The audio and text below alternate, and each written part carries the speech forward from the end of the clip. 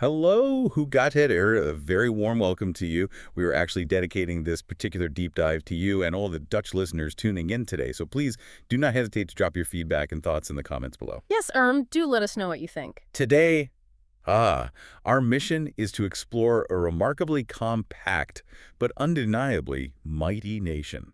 We're pulling from two brilliant sources, the Nations in Three audio journey and the Global Portrait series, to give you a comprehensive overview of the Netherlands. It is a truly striking global portrait, I must say.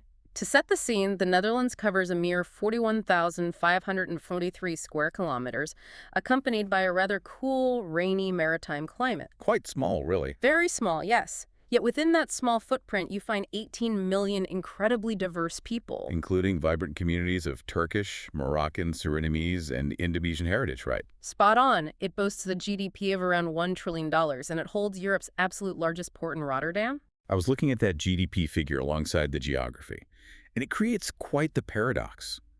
Nearly one-third of the entire nation sits completely below sea level. Completely below. How on earth do they protect such a massive economy and population from the water? Well, they essentially refused to accept their geographical fate. Instead of retreating, the Dutch engineered their way out of it. Over centuries, they reclaimed land using an intricate network of dikes and pumps. And today, that legacy culminates in the Delta Works. Exactly. It is a colossal, high-tech flood control system made up of massive storm surge barriers and dams that literally seal off the sea during extreme weather. It's widely considered one of the modern wonders of the world. It makes complete sense that a nation so focused on meticulously engineering its land would apply that same precision to its daily transit. The sources mention they have world-class infrastructure supporting over 22 million bicycles. Which is more bikes than actual residents. It's brilliant. It is almost as if cycling isn't considered a hobby there, but rather the fundamental backbone of their society. The infrastructure is seamlessly integrated into everyday life. Speaking of things that bring the country together, I found their national colors rather fascinating. Their flag is red, white, and blue, but whenever there is a celebration, the entire country seemingly turns a brilliant, vivid orange. Yes, that tradition honors the royal family, the House of Orange-Nassau. It serves as a highly visible, unifying display of national pride, and that unique cultural fabric extends right down to how they interact with one another. They place an incredibly high premium on pragmatic directness. The famous Dutch honesty.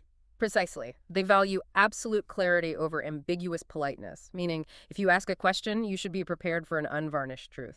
What they say is exactly what they mean.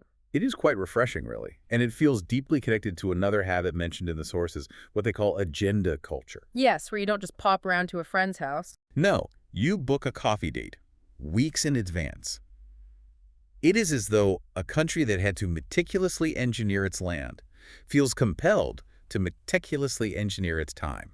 Which brings us to the famous birthday circle. Oh, I loved reading about this. If you attend a Dutch birthday gathering, the guests typically sit in a large circle. You don't merely congratulate the person whose birthday it is, you go around and congratulate the parents, the siblings. Everyone involved gets a nod. It is a wonderfully inclusive tradition. Indeed. I would love to experience that.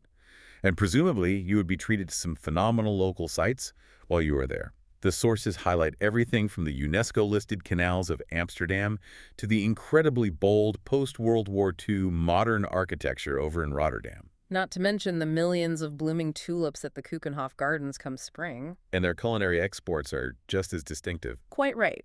You might encounter locals enjoying raw, lightly salted herring, traditionally eaten by holding it by the tail, or, perhaps more universally, slicing into their globally exported Gouda cheese. But I did notice a mention of a particular sweet treat, a stroopwafel. Ah, the stroopwafel. It consists of two incredibly thin, baked dough waffles with a rich layer of caramel syrup in the middle. The true local secret is to rest it over a steaming hot cup of coffee for a minute or two. So the heat rises and turns the caramels that are perfectly gooey. Absolutely perfectly gooey. Oh, that sounds absolutely brilliant. I am definitely making a note of that. So taking all of this in the engineering, the culture, the innovation, how does this translate beyond their borders? Their global footprint is vastly out of proportion to their physical size. They export that unparalleled water management expertise to vulnerable coastal cities worldwide, from New Orleans to Jakarta. And culturally, they gave the sporting world total football. Yes, a fluid, revolutionary tactical system led by legends like Johan Cruyff, where any outfield player can seamlessly take over the role of any other player. It fundamentally changed spatial awareness on the pitch. It proves, rather definitively, that the physical size of a country is absolutely no measure of its influence. The Netherlands thrives on creativity, robust global trade, and exceptionally bold thinking. It is an ongoing masterclass in adaptability. Which leaves us with a final unmentioned piece of the puzzle for you to mull over. We have discussed the rain, the density, and the sheer lack of space. We have. So how does this tiny, densely populated maritime nation use high-tech greenhouse farming to reign as the world's second-largest exporter of agricultural products by value? It is a staggering geographical mystery, and we highly encourage you to go out and explore that incredible paradox on your own. Catch you on the next deep dive.